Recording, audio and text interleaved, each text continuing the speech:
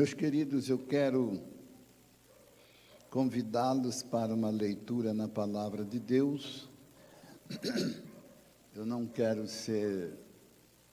me alongar na palavra esta manhã, né? As irmãs que vêm pela manhã não podem passar muita maquiagem, né? Nem fazer chapinha, tem que, pelo menos nesse período aqui de calor, né? Esse período de calor até os homens sofrem. Mas graças a Deus por isso, pelo menos a gente emagrece um pouco sem academia. Capítulo 2 do Evangelho de João.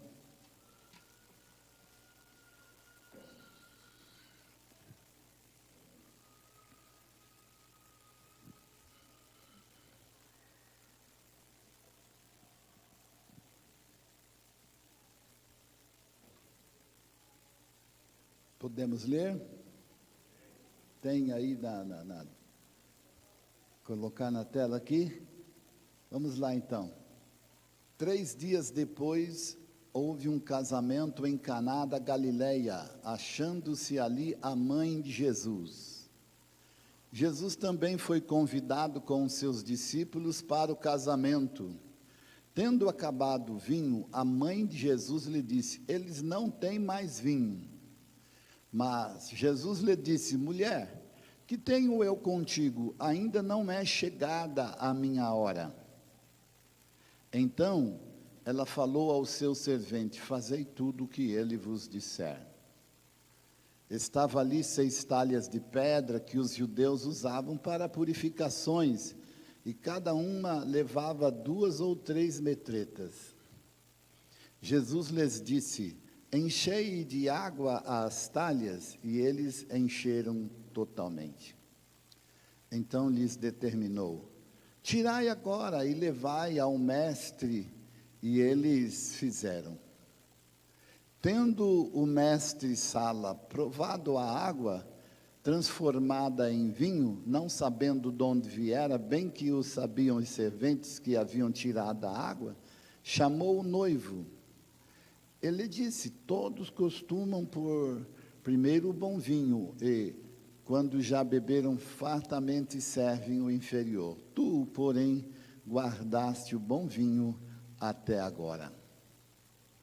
E com este deu Jesus princípio aos seus sinais em Caná da Galileia, e manifestou a sua glória, e os seus discípulos creram nele. Versículo 10. Eu gostaria que toda a igreja lesse esse versículo. Vamos ler?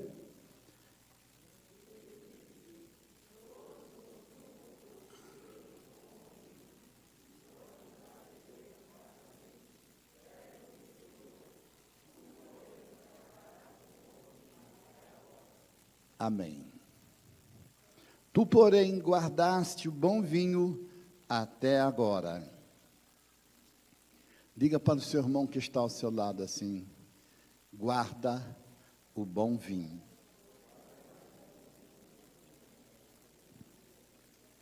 Diga mais uma vez para ele: guarda o bom vinho, irmão. Vamos aplaudir o nome do Senhor. Poder sentar.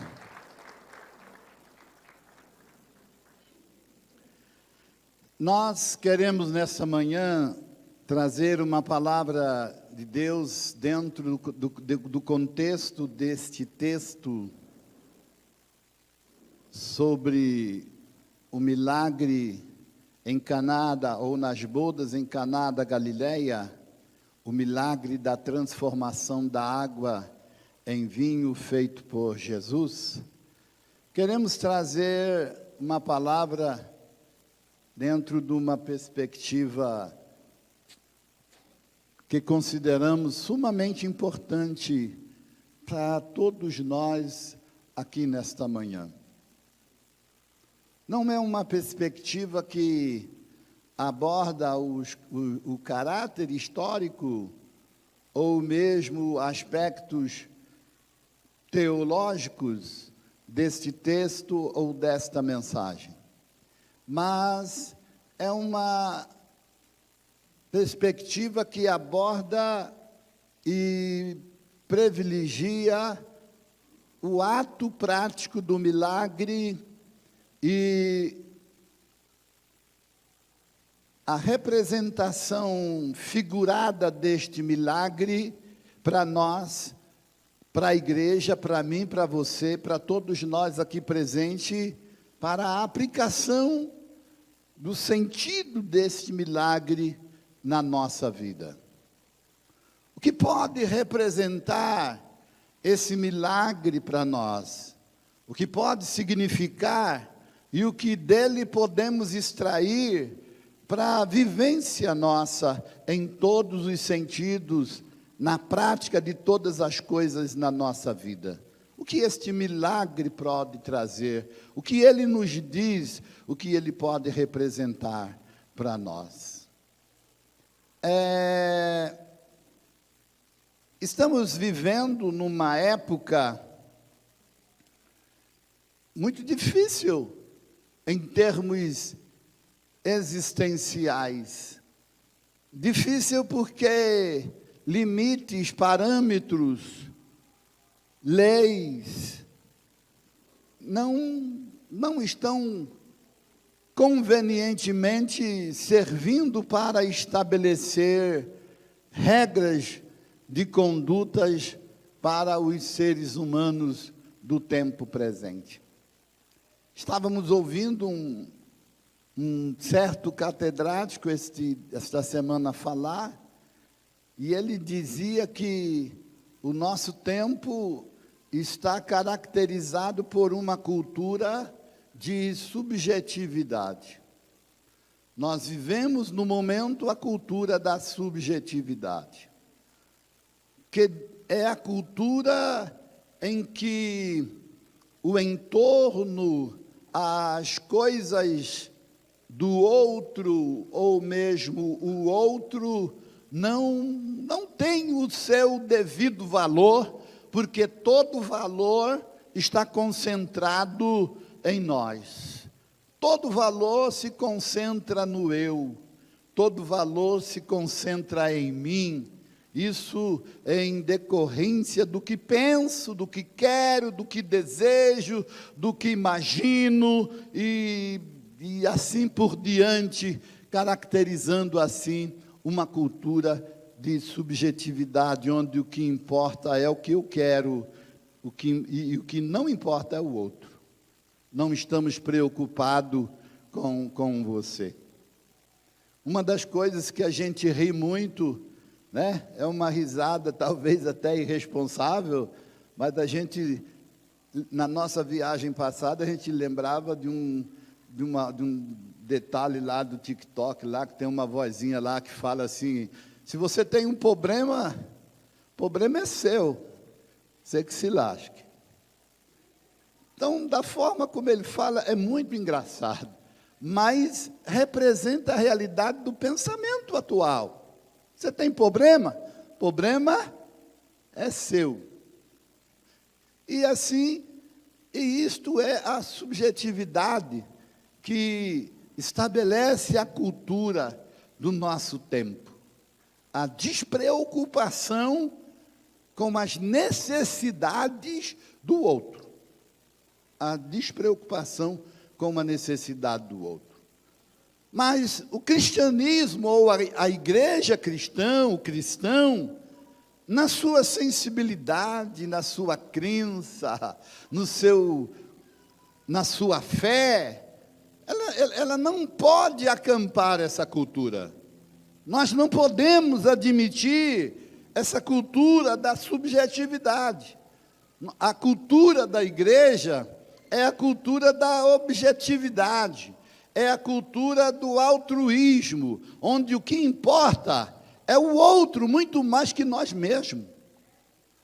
É isso que a igreja de Jesus Cristo pratica. Amarás o próximo como a ti mesmo, e não simplesmente amarás a ti mesmo, e não amarás o próximo.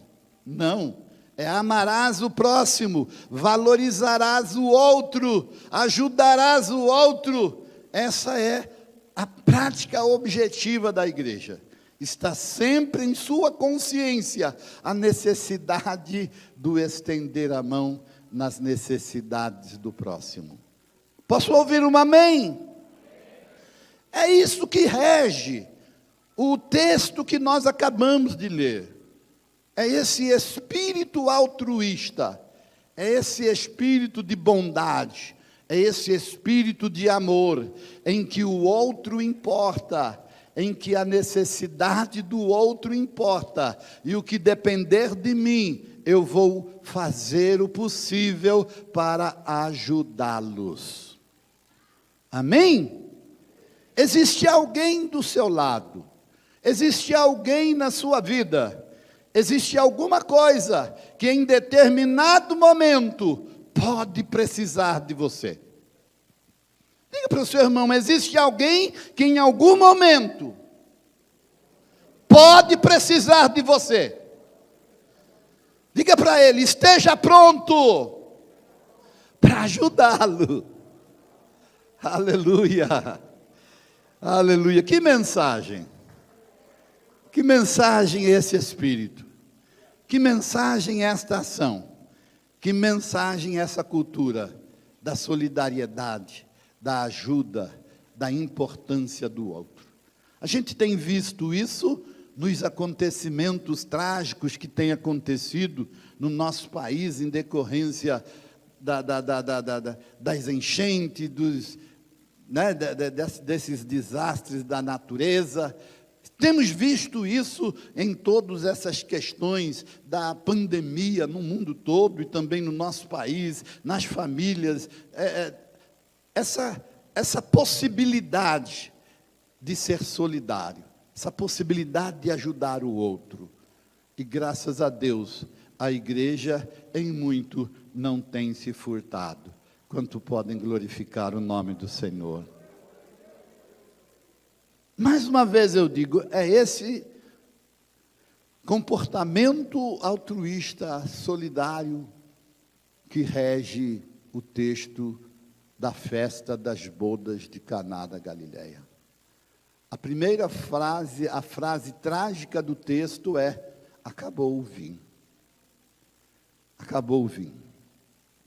E era a tragédia da festa. Era tipo, a festa que deve terminar daqui 2 dias, 3 dias, vai ter que acabar agora, porque o vinho acabou. Acabou. A carência, o fim das coisas, o fim.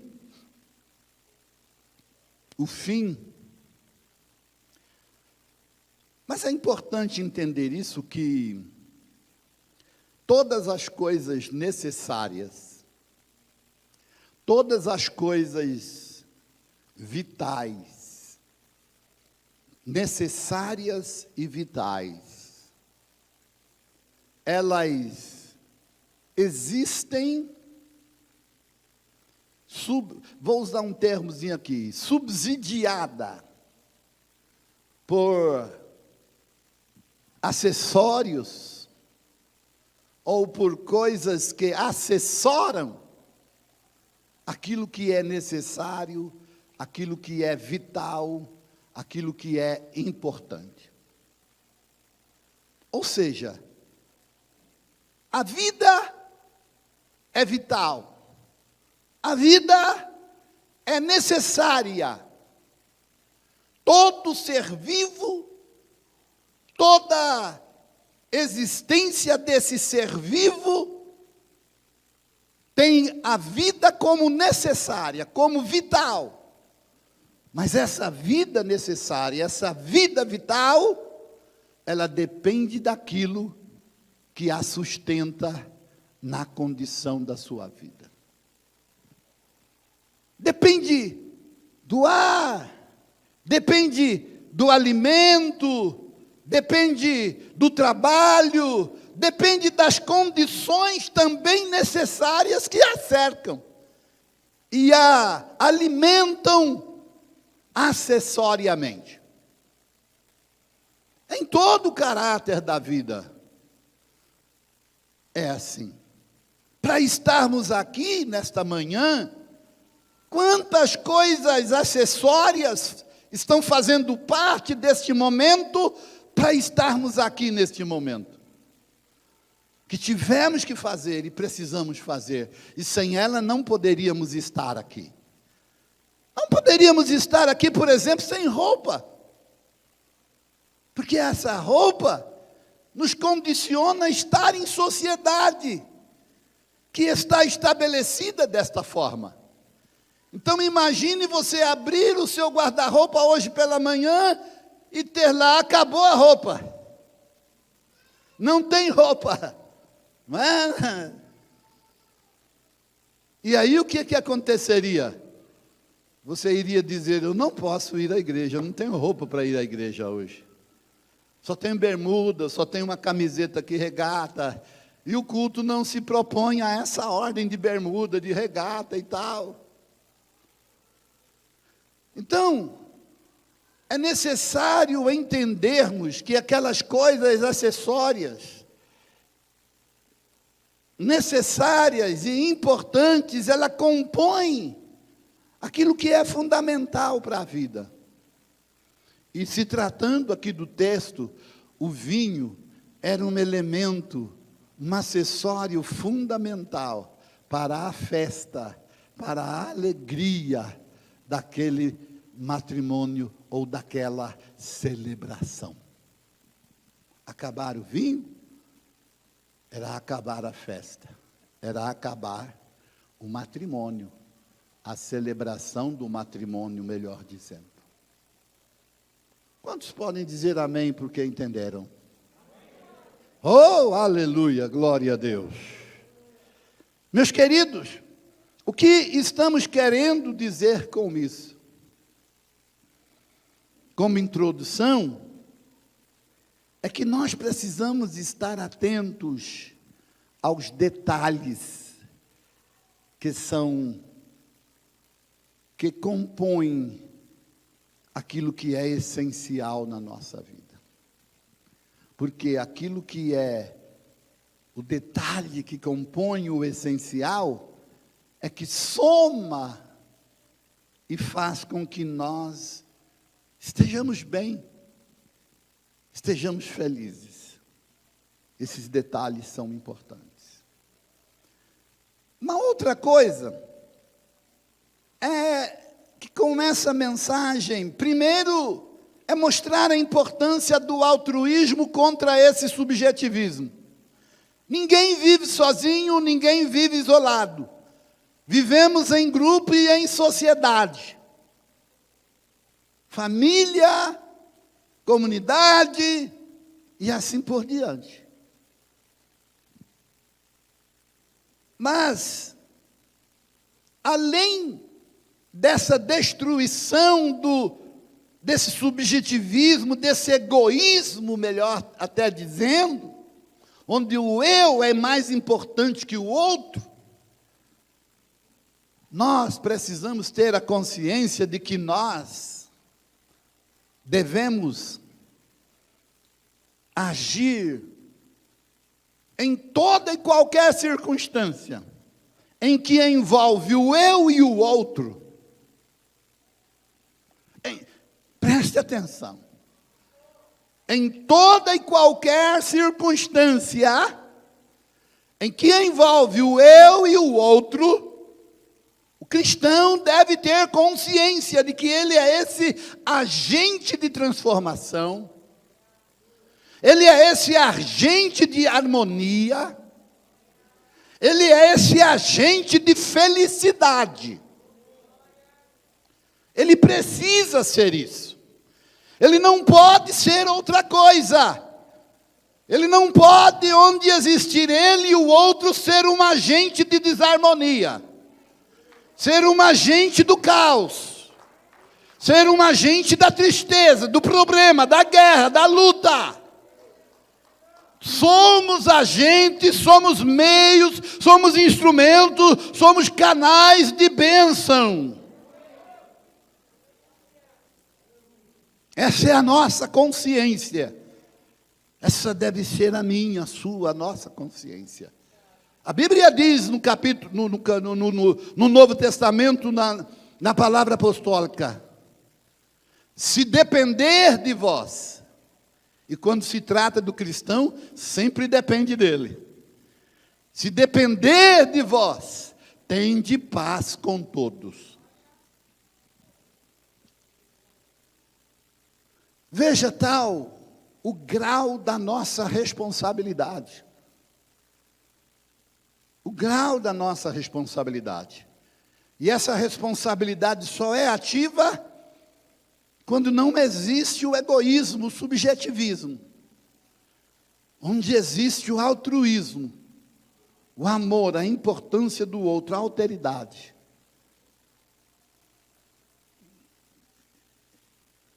Nós sempre pregamos, e uma das coisas que nós sempre trazemos à consciência na mensagem, é que Jesus, por nós, deve deixar de ser visto como o serviçal. Como o serviçal. Até parece que ele aqui é visto assim. E temos a mania de ter Jesus, Deus, na nossa vida, como aquele que resolve todos os nossos problemas. Ele está aí, está aqui, está lá para resolver. E quando nós temos um montão de problema, é o momento em que nós nos aproximamos mais de Deus. Quando a gente não tem problema nenhum, é o momento que a gente se afasta de Deus. E isto pode ser vice-versa, porque se Deus não resolver o meu montão de problema, eu também posso me afastar para tentar resolver do outro jeito. Então são coisas assim que permeiam a mentalidade cristã, do religioso, do evangélico no tempo presente. Onde Deus é um servo. Ele está aí para resolver só problemas. Mas quando a gente vem para as Escrituras, a Bíblia não apresenta Deus como servo. A Bíblia não apresenta Jesus como servo, no sentido em que estamos dizendo. A Bíblia apresenta Deus como Senhor. Como aquele que reina sobre todas as coisas. Como aquele que governa sobre todas as coisas.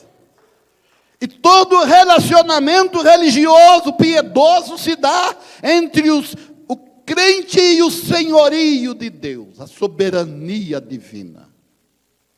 Jesus Cristo, da mesma forma. Todo o nosso relacionamento com Ele se dá e deve se dar na sua soberania, no seu senhorio. Jesus Cristo é o Senhor. Jesus Cristo é o Senhor. Jesus Cristo é o Senhor. Levante a sua mão para o céu, louve, adore e glorifique. Jesus Cristo é o Senhor. Nós estamos procurando passar nesta manhã uma regra áurea, que não é a regra áurea minha, inventada por mim ou por nós. Nós estamos procurando passar aos irmãos, a nós, uma regra áurea que é, antes de tudo, a regra divina. É regra de Deus, sendo Senhor e soberano sobre todas as coisas. Se preocupar com as nossas necessidades, com aquilo que nós precisamos. E na medida que nós nos correspondemos com Deus, a própria palavra diz que Deus sabe todas as coisas que nós precisamos, antes mesmo que nós abramos a boca. O Senhor está aqui e Ele está contemplando a necessidade de cada um. Ei, aleluia! E quem sabe, você mesmo sem pedir, mas só num glória a Deus tão sincero, num glória a Deus tão gostoso, num glória a Deus que contempla, que reconhece que Deus é o Senhor, que Jesus Cristo é o Senhor, que Ele é soberano, e o seu glória a Deus agrada a Deus de tal maneira que Deus te responde com uma cura. Deus te responde com uma solução. Deus te responde com uma graça especial. E quando você dá por conta, você diz: porra, eu nem pedi. Deus está ocupado comigo e com você. Amém? Então você não precisa, eu não preciso viver ansioso, na ansiedade, a tal ponto de transformar Deus num objeto de solução prévia para a minha vida. Porque isso é de Deus mesmo. Ele amou o mundo de tal maneira, quando o mundo não pediu, Ele enviou Jesus Cristo para salvar o mundo, quando o mundo não pediu. Porque Ele está ocupado com a sua criatura. Ele está ocupado com cada um de nós para nos abençoar. Estenda a mão sobre o seu irmão, abençoe a vida dele. Diga: Deus está ocupado com você. Deus vai te abençoar nesta manhã em nome de Jesus. Deus vai abençoar você nesta manhã, em nome de Jesus Cristo, porque Deus está ocupado com você. Você vai ser tocado pelo Espírito de Deus na sua necessidade. Você vai ser tocado pelo Espírito de Deus naquilo que você precisa, em nome de Jesus. Se você crê, diga amém.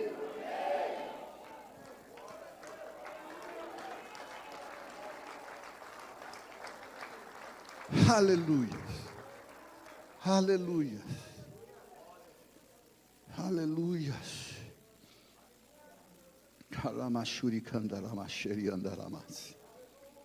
Comportamento às vezes é muito mais oração do que fala. Comportamento pode ser em determinado momento mais oração do que fala, porque todo comportamento está fundamentado numa fé, numa crença. E quando nós cremos, nós temos um comportamento de fé.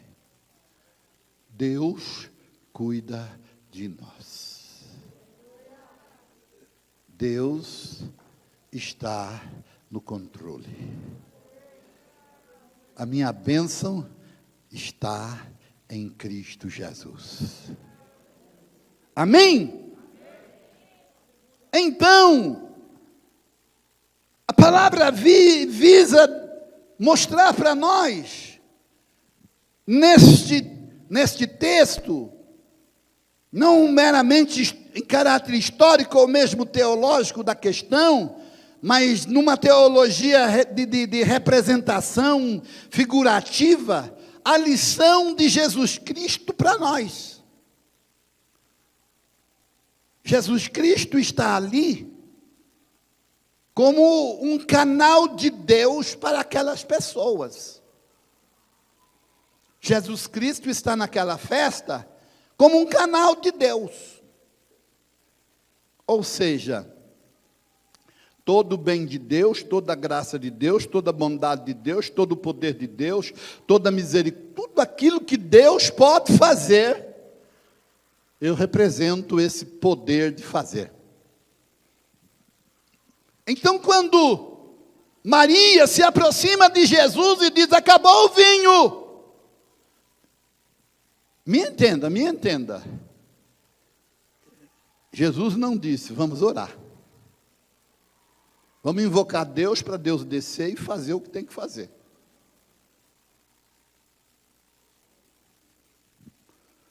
Não.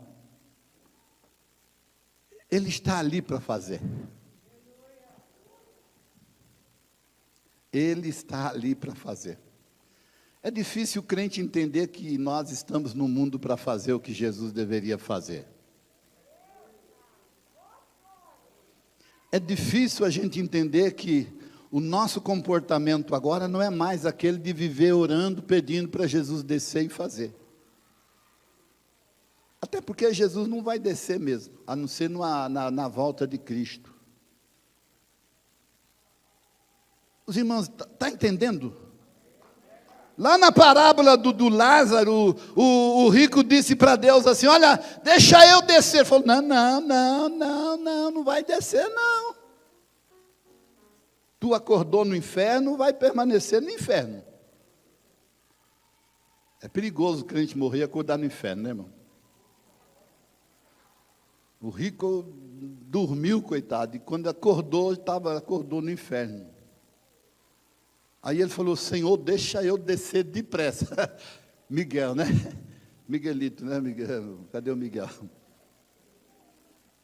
Querendo dar uma, né? Aplicar uma. Não, deixa eu descer lá. Você acha que ele ia voltar? Jamais. Não, deixa eu descer. Ele falou: não, ninguém vai descer daqui. Lá tem os meus representantes, Moisés e os profetas. Eles me representam lá. Que ouçam eles. Então, a gente está sempre falando, porque é o Espírito de Deus que nos incomoda e diz: prega. Prega ao meu povo, mostra para eles a importância deles nesta sociedade. Nós estamos vivendo numa sociedade que precisa de Deus. A tua família precisa de Deus. As tuas amizades precisam de Deus. E Deus está presente no meio disto tudo, através de você. Deus está presente na sociedade através de você. Deus está presente na tua família através de você. Deus está presente nas suas amizades, nos seus negócios. Deus está presente nos seus relacionamentos. Deus está presente no seu matrimônio, no seu casamento. Deus está presente na igreja através de você, através de nós.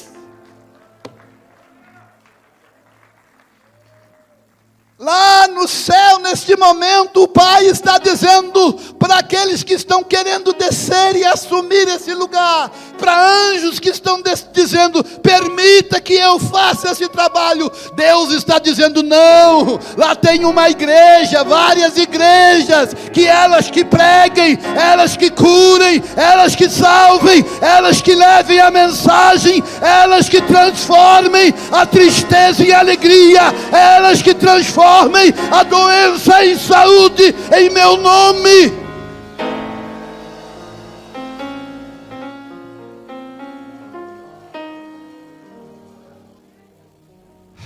Levante a sua mão para o céu. Esse poder pertence a você. Em nome de Jesus, Jesus disse: em meu nome falarão novas línguas. Em meu nome expulsarão os demônios. Em meu nome, se beber alguma coisa, pegarão na serpente, e se beber alguma coisa mortífera, não lhes fará dano algum. Em meu nome porão a mão sobre os enfermos e os curarão. Esse poder pertence à igreja. Esse poder é do crente. Esse poder é do salvo. Esse poder é de quem crê.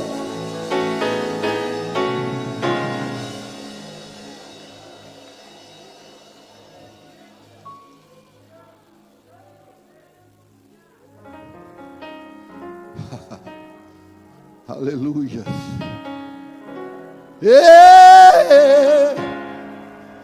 Aleluia. Aleluia. Jesus Cristo não é o servo que pensamos. Nós somos esses servos. Ele é o Senhor. É Ele que disse: vai. É Ele quem disse: ide. É Ele quem disse: cura.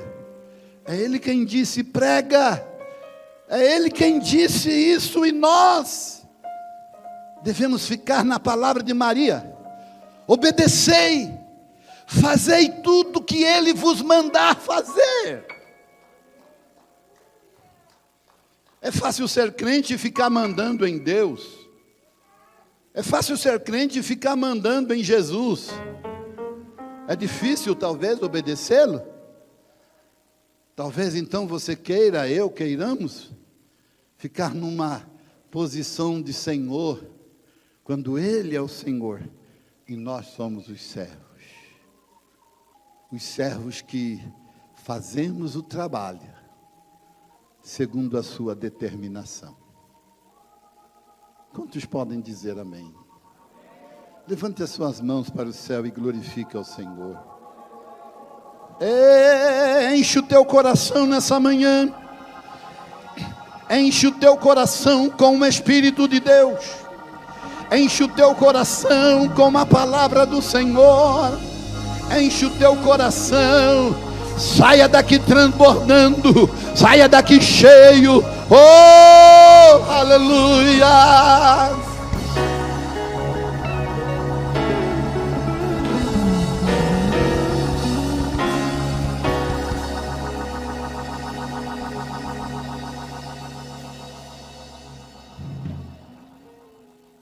Você percebe, Deus não faz nada sem essa mediação. Deus não faz nada sem a mediação humana. Deixa eu dizer uma coisa para você, estou dizendo melhor. Deus não faz nada sem mediação humana. A única coisa que Deus fez sem mediação humana foi a criação. Depois, na criação, Ele nada mais fez sem a mediação humana. Deus não passa por cima da sua própria ordem. Deus não passa por cima dos seus próprios decretos. Deus não passa por cima da sua própria proposta. E Deus entregou todo o governo da terra ao homem. A Adão lá no Éden. E tudo que acontece no mundo é através do homem, é através do ser humano. Jesus poderia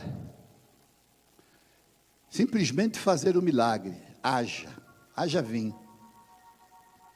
Não. Ele utilizou servos. Ele utilizou meios. Ele utilizou utensílios. Aquilo que nós queremos que Deus faça, Deus não vai fazer sem que nós participemos. Sem que nós nos ofereçamos a obedecer e ser os seus instrumentos para haver a transformação que é necessária haver. Para acontecer o milagre que é necessário acontecer. Deus precisa de mim. Deus precisa de você. Para realizar aquilo que Ele quer e deseja e precisa realizar. Diga para o seu irmão, Deus precisa de você.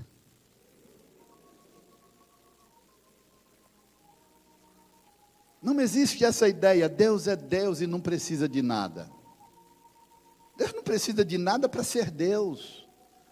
Mas para atingir os seus fins, atingir os seus propósitos, atingir os seus objetivos, Deus precisa dos meios que Ele mesmo criou. Os inventores, o inventor do carro não precisa de carro para existir. Mas ele inventou um carro e a partir daí ele precisava do carro para atingir os fins através de um carro. Correr mais, ser mais veloz, se transportar com facilidade, alcançar os lugares distantes. O homem não precisava de avião para continuar sendo homem, mas depois que ele criou o avião, para passar por cima do mar, ele precisa do avião. Ele vai de avião, porque ele precisa atingir com o avião os seus propósitos, os propósitos para os quais o avião foi criado. O homem não precisava desses navios, não precisa de toda essa modernidade. Não precisava de celular para continuar sendo o ser humano, o homem. Mas depois que criou o celular, ele precisa do celular para se comunicar. Porque esta é a finalidade. Depois que Deus criou o homem, Deus precisa do homem para atingir os fins para os quais Ele criou o homem.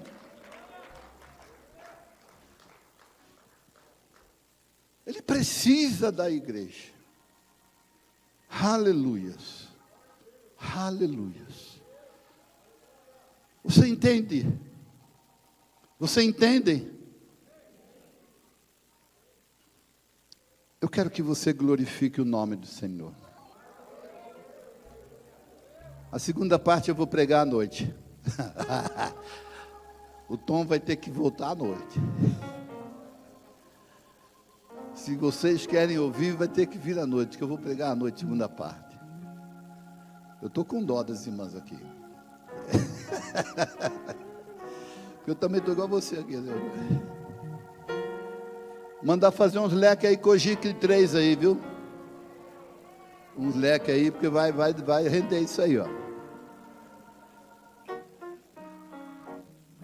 A segunda parte diz respeito a esse lado prático e figurativo do milagre. O lado prático e figurativo do milagre. A primeira parte nos colocou no campo da agência. No campo da agência, nós somos os servos. Deus é o Senhor, Jesus é o Senhor. Nós somos os agentes. E Deus faz tudo através de nós. Em todos os âmbitos onde haja o eu e o outro. Em todos os âmbitos onde haja o eu e o outro. Deus faz através de nós. Fique de pé.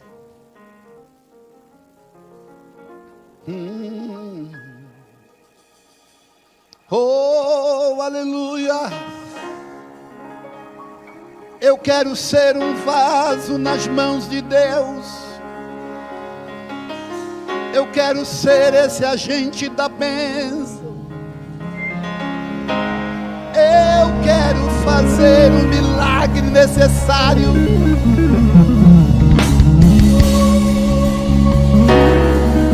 Aleluia.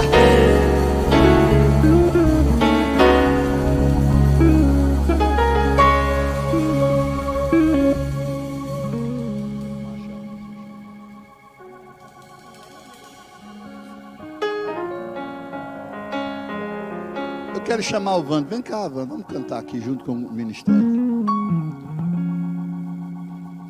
Aleluia. Quantos entenderam a palavra de Deus nessa manhã? Quantos entenderam? Pode dizer, eu entendi. Eu sou esse agente de transformação. Eu não sei, eu até gostaria que alguém aqui, se algum dos pastores, mas eu até gostaria que alguém aqui, como não é uma mensagem pensada, e talvez nem se fosse pensada com muita antecedência, eu apenas recebi a palavra, prega essa palavra.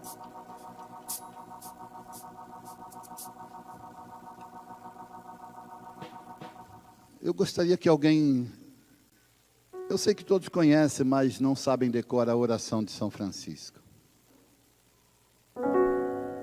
Quem sabe decorar a oração de São Francisco?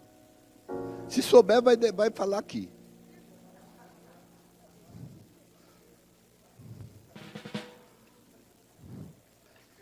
Não é uma oração difícil, você pode olhar no celular aí, a oração de São Francisco vai aparecer aí. O que é que São Francisco está falando na sua oração? Pode pôr no telão a oração de São Francisco. Não é pecado, não. Não sei se vai aparecer. Se eles acharem lá a oração de São Francisco, pode pôr. Alguém aí achou? Acharam aí? Então me tragam aqui para mim essa oração de São Francisco. Tem duas já aqui, ó. Melhor deixa dar prioridade às irmãs aqui.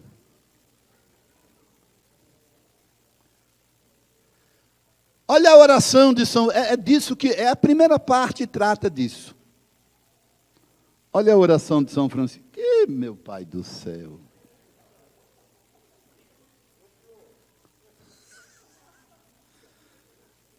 Muita velocidade, né, irmão? O meu é lento demais. Isso, obrigado. Ó. A oração de São Francisco diz: Senhor, faz de mim um instrumento da vossa paz. Onde houver ódio, que eu leve o amor. Onde houver ofensa, que eu leve o perdão. Onde houver discórdia, que eu leve união. Onde houver dúvida, que eu leve a fé. Onde houver erro, que eu leve a verdade. Onde houver desespero, que eu leve a esperança. Onde houver tristeza, que eu leve alegria. Onde houver trevas, que eu leve a luz. Ó Mestre, fazei que eu procure mais.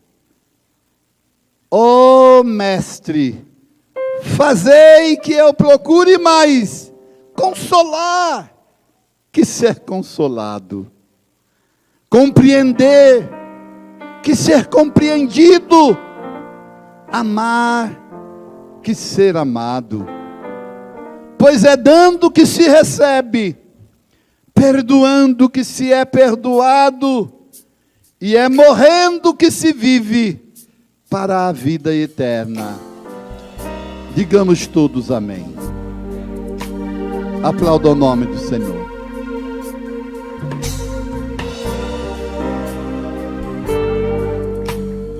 A teologia dos franciscanos é uma teologia maravilhosa, assim como a teologia dos dominicanos. Mas é essa verdade que nós introduzimos nesta manhã. Somos o meio, o canal, o agente transformador, onde quer que haja necessidade, onde houver um eu e um tu, como disse Lavínia, um eu e um tu, onde houver, que eu seja esse agente.